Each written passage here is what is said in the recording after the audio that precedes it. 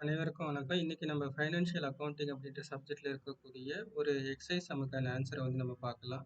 Chapter 4 rectification of errors. அதாவது rectification of errors அப்படின்ற chapter கீழே இருக்கக்கூடிய ஒரு எக்ஸசைஸ் நமக்கான ஆன்சரை வந்து பார்க்கலாம். Publication is Margham publication. So இந்த கொஸ்டின் வந்து மார்க்கம் பப்ளிகேஷன் புக்கில் வந்து கேட்டிருக்காங்க. Page number is 4.26, exercise number 5. Pass the necessary entries to rectify the following errors. So கீழே கொடுத்துருக்கக்கூடிய என்ட்ரிஸ்லாம் வந்து there are some errors. அதில் வந்து எரர்ஸ் இருக்கு. அதை எப்படி நம்ம சரி பண்ணலாம் அப்படின்றத வந்து பார்ப்போம். ஃபர்ஸ்ட் நேச்சர் ஆஃப் என்ட்ரி என்ன அப்படின்றத வந்து பார்க்கலாம். A welding machine purchased for rupees 5600 from the Oxygen Company Limited. So ஒரு வெல்டிங் மிஷின் வந்து வாங்கியிருக்கிறாங்க 5600 கொடுத்து ஆக்சிஜன் கம்பெனி லிமிடெட் கிட்ட இருந்து. has been entered in the purchase day book. அதில் அக்கௌண்டன்ட் என்ன பண்ணிட்டார் அப்படின்னா மிஷினரி அக்கௌண்ட்டில் வந்து அந்த என்ட்ரியை வந்து மென்ஷன் பண்ணாமல் எடுத்துகிட்டு போயிட்டு சப்சிடரி புக்கில் வந்து பர்ச்சேஸ் டே சப்சிடரி புக்கில் வந்து மென்ஷன் பண்ணிட்டார். இது வந்து தப்பான என்ட்ரி. ஸோ அப்போ இதை வந்து எப்படி சரி பண்ணலாம் அப்படின்றத வந்து பார்ப்போம். அதுக்கடுத்து second entry rent paid for proprietors house ₹30 has been debited to general expenses account. So rent pay பண்ணது வந்து என்ன பண்ணியிருக்கணும், ரெண்ட் அக்கௌண்ட்டில் வந்து மென்ஷன் பண்ணியிருக்கணும். அப்போ rent account debtor to cash அக்கௌண்ட்னு மென்ஷன் பண்ணியிருக்கணும். இந்த இடத்துல என்ன பண்ணிட்டார் அப்படின்னா ஜென்ரல் எக்ஸ்பென்சஸ் அக்கௌண்ட் அப்படி சொல்லிட்டு மென்ஷன் பண்ணிட்டாரு. ஸோ அப்போ இது வந்து தப்பு. அப்போ இதை எப்படி சரி பண்ணலாம் அப்படின்றதையும் பார்க்கலாம். அடுத்தது C a sale of rupees 2000 of old machinery. Old machinery வந்து ஒரு 2000 ஒர்த்துக்கு வந்து சேல்ஸ் பண்ணியிருக்கிறாரு. has been passed through the sales book. அது வந்து சேல்ஸ் டே புக்கில் வந்து என்ன பண்ணிட்டாரு அப்படின்னா மிஷினரி அக்கௌண்ட்டில் வந்து அந்த என்ட்ரியை வந்து மென்ஷன் பண்ணாமல் சேல்ஸ் டே புக்கில் வந்து என்ன பண்ணிட்டாருன்னா மென்ஷன் பண்ணிட்டார். அப்போ இதெல்லாம் நம்ம எப்படி வந்து சரி பண்ணலாம் அப்படின்றத வந்து பார்ப்போம். ஸோ அக்கௌண்டிங் எரர்ஸை பொறுத்த வரைக்கும் we do not strike out இல்லை ஓவர் ரைட் அந்த மாதிரிலாம் எதுவும் பண்ணக்கூடாது. So there are some rules and regulations. அதை பேஸ் பண்ணி நம்ம என்ன பண்ணிக்கலாம் அப்படின்னா ஸோ என்ட்ரியை வந்து நம்மளால் கேன்சல் பண்ண முடியும். நெக்ஸ்ட் வந்து அது வந்து அது சரியான என்ட்ரியை வந்து கரெக்டாக வந்து நம்மளால் ஆல்டர் பண்ணி மென்ஷன் பண்ண முடியும். ஸோ இதெல்லாம் எப்படி பண்ணலாம் அப்படின்றத பார்ப்போம். இப்போ ஒன் பை ஒன் ஒவ்வொரு என்ட்ரிக்கான ரெக்டிஃபைடு என்ட்ரினா சரியான என்ட்ரின்னு அர்த்தம். அதாவது நம்ம மாற்றின என்ட்ரி அப்படின்னு அர்த்தம். ஃபர்ஸ்ட் இதில் டிரான்சாக்ஷனில் என்ன மிஸ்டேக் இருக்குன்னு பார்ப்போம். Welding machine purchased for ₹5600 from the oxygen company. So அப்போ வெல்டிங் மிஷினரி அக்கௌண்ட் வந்து பர்ச்சேஸ் பண்ணது ஜென்ரலாக பர்ச்சேஸ் அக்கௌண்ட்ன்றது வந்து ஜெனரல் குட்ஸு, அதாவது ரா மெட்டீரியல் ஃபினிஷ்டு குட்ஸு, அந்த பர்டிகுலர் கம்பெனியோட சிக்னேச்சர் குட்ஸ் என்னவோ அது ஃபினிஷ்டு குட்ஸு, அந்த பர்டிகுலர் ஆர்கனைசேஷனோடைய ரா மெட்டீரியல்ஸ் என்னவோ அந்த குட்ஸை மேக் பண்ணுறதுக்கு அது மட்டும்தான் நம்ம டெர்மினாலஜி பர்ச்சேஸ் சேல்ஸ்னு வரும்.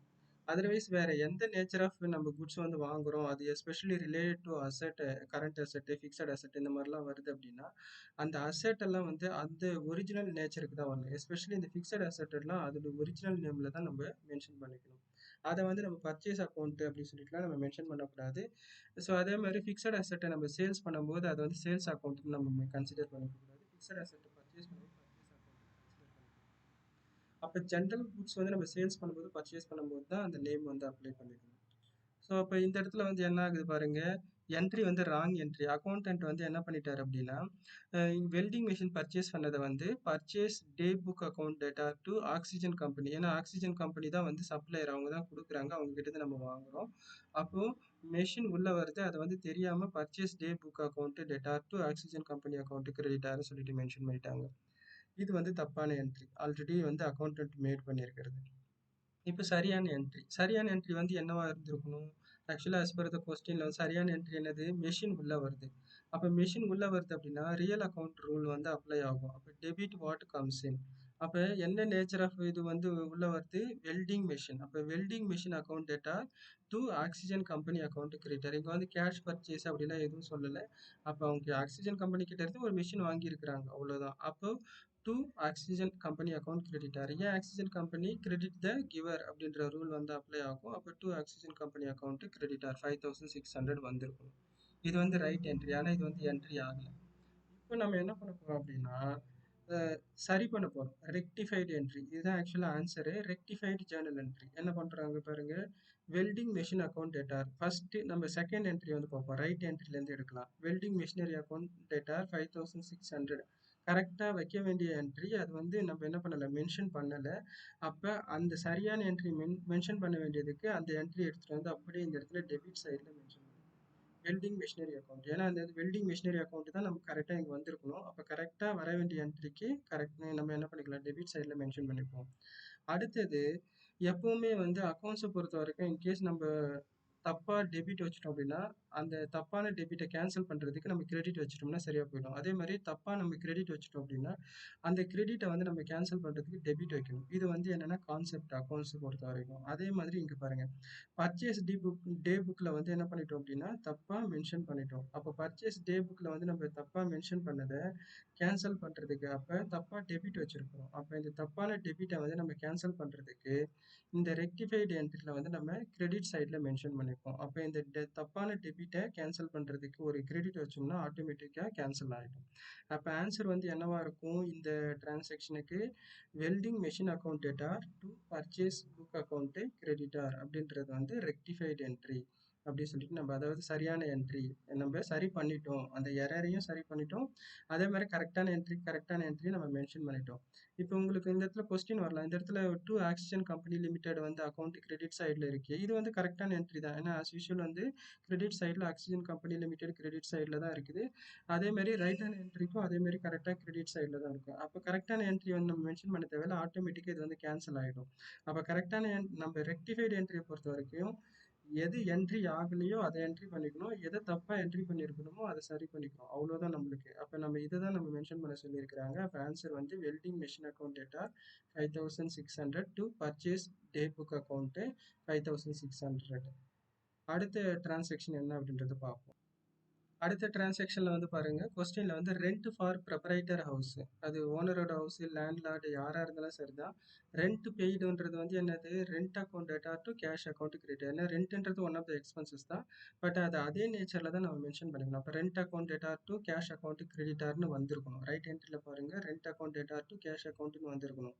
ஆனா இவங்க என்ன பண்ணிட்டாங்க, ராங் என்ட்ரி ஜெனரல் அக்கௌண்ட்ல மென்ஷன் பண்ணிட்டாங்க. அப்போ என்ன பண்ணிட்டாங்க, ரெண்ட் அக்கௌண்ட் டேட்டான்றதுக்கு பதிலாக general expenses account debtor to cash account creditor அப்படின்னு சொல்லிட்டு மென்ஷன் பண்ணிட்டாங்க. அப்போ கரெக்டான என்ட்ரி வந்து என்ன வந்திருக்கணும், rent account debtor to cash account கிரெடிட்டார்னு வந்திருக்கணும்.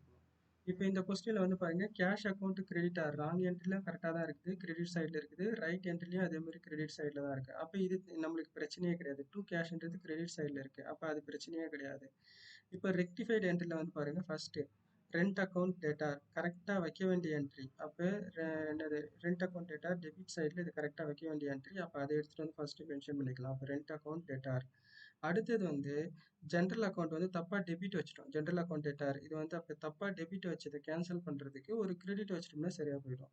அப்போ ஜென்ரல் அக்கௌண்ட் டேட்டார் டெபிட் தப்பாக டெபிட் வச்சதை கேன்சல் பண்ணுறதுக்கு எடுத்துகிட்டு வந்து ரெக்டிஃபைடு என்ட்ரியில் to general account creditor credit சைடில் நம்ம அதை மென்ஷன் பண்ணிட்டோம் அப்படின்னா ஆட்டோமேட்டிக்காக அந்த என்ட்ரி வந்து கேன்சல் ஆகிடுச்சு.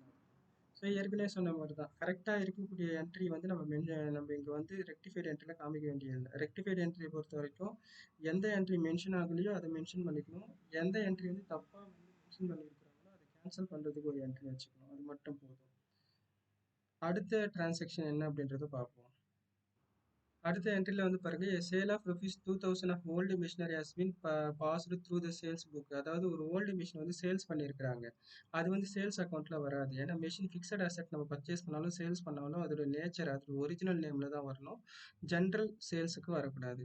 தப்பாக என்ன பண்ணிட்டாங்க அப்படின்னா, சேல்ஸ் பண்ணோம்னா என்ன ஆகும், கேஷ் உள்ளே வரும், சேல் அக்கௌண்ட் கிரெடிட்டார்னு சொல்லிட்டு ஜென்ரல் குட்ஸ்க்கு நம்ம ஃபாலோ பண்ணிப்போம். இங்கே தப்பாக என்ன பண்ணிட்டாங்க, மிஷினரி அக்கௌண்ட்டுக்கு பதிலாக சேல்ஸ் அக்கௌண்ட்டுன்னு மென்ஷன் பண்ணிட்டாங்க கிரெடிட் சைடில்.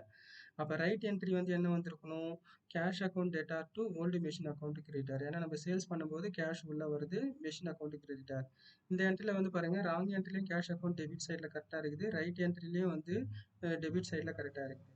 அப்போ ரெக்டிஃபைடு என்ட்ரியில் அதே கான்செப்ட் தான். அப்போ என்ன பண்ணியிருக்கிறாங்க, ஆக்சுவலாக இது வந்து மிஷினரி அக்கௌண்ட்னு சொல்லிட்டு மென்ஷன் பண்ணியிருக்கணும், ஓல்டு மிஷினரின்னு இவங்க சேல்ஸ்ன்னு மென்ஷன் பண்ணிட்டாங்க. அப்போ ரெக்டிஃபைடு என்ட்ரியில் தப்பாக கிரெடிட் வச்சிருக்கக்கூடியதை கேன்சல் பண்ணுறதுக்கு ஒரு டெபிட், அப்போ சேல்ஸ் அக்கௌண்ட் டேட்டா. அதே மாதிரி கரெக்டாக நம்ம கிரெடிட் வைக்க வேண்டியதை இன்னும் வைக்கவே இல்லை, மென்ஷன் பண்ணவே இல்லை. அப்போ ஓல்டு மிஷினரி அக்கௌண்ட் கிரெடிட் சைடில் இருக்கிறதுக்கு ஒரு கிரெடிட் சைடில் ஒரு entry 2000 to old machinery account. அப்போது ரெக்டிஃபைடு என்ட்ரி வந்து sales account debtor to old machinery account creditor. That's all.